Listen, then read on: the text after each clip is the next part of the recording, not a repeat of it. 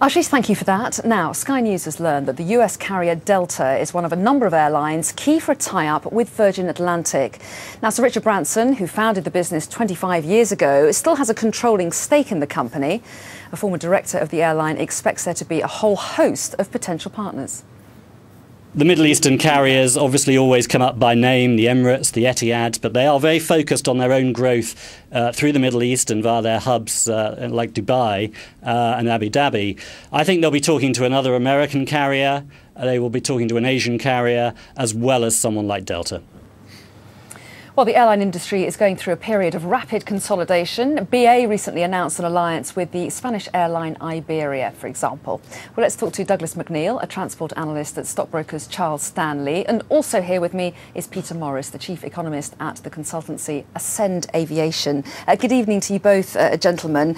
Douglas McNeil, Paul Charles there talking about a number of people potentially being interested in Virgin. Would you agree? Well, I think Virgin is big enough for everybody to want to take a look. But you have to remember that it's by no means a very large airline when seen in its proper context. This is an airline that carries some 6 million passengers a year.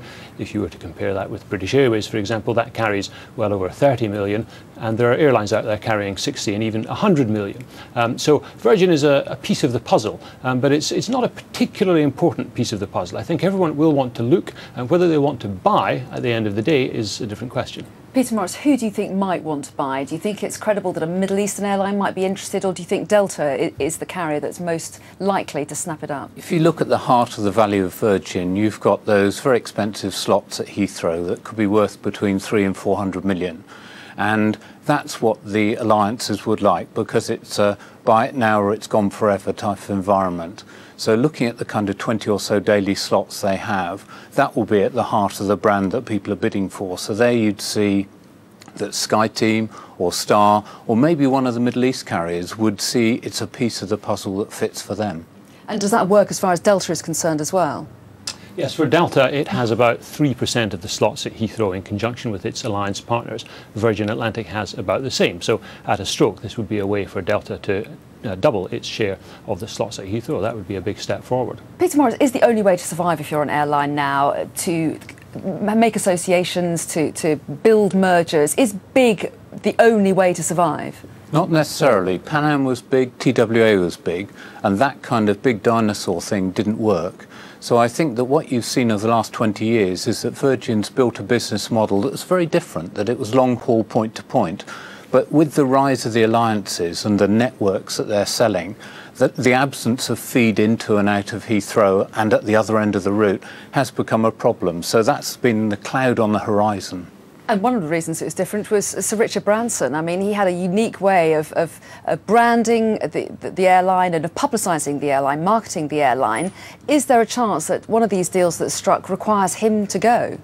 Well, it's worth asking the question, because if Delta, for instance, were to become the owner of Virgin Atlantic, then presumably they would want to brand it under the Delta brand rather than the Virgin brand. And Sir Richard Branson doesn't play much of a part in the running of the airline these days, but he's still very much an important part of the brand image, and of course he's a big shareholder. Would he be a big loss? Well, I think you've got to look at it ultimately from the customer point of view. And what I'd see is if one of the other alliances, Star or SkyTeam, actually absorb Virgin, what you're going to see to some extent is a reduction in competition. I think it'd be a lot more interesting for the customer if one of the Middle East players took part. You know, maybe they could build it up a bit like Man City. Well, yes, reduction in competition usually means higher prices, doesn't it? So it's something to worry about. Tell us what happens to Singapore Airlines. I mean, is this a matter of it selling its stake, 49% stake, and going elsewhere? And if it's going elsewhere, why? If other airlines are interested, why does Singapore Airlines not want a part of it anymore? Well, Singapore have always been pretty tight-lipped about their intentions for the Virgin Atlantic investment. Clearly, one option here would be to exit, perhaps. But you have to remember that they paid some £600 million for their stake. That was back in 1999. And I'm not sure that they would find it very easy to recoup that investment today. It's hard to know what Virgin Atlantic would be worth because it's a private company. But since 1999, you've had the rise of the oil price, which makes it much tougher for airlines to make money, and the rise of environmental taxation as well. So a word from each of you. Which airline do you think that Virgin will ultimately do a deal with? I think you can see any of those three groups actually having a significant interest, because the opportunity in those slots at Heathrow aren't going to come again. I think ultimately it will remain independent. OK, fascinating stuff. Douglas McNeill and Peter Morris, thanks very much indeed. And we'll have to talk about Manchester City another time. Thank you.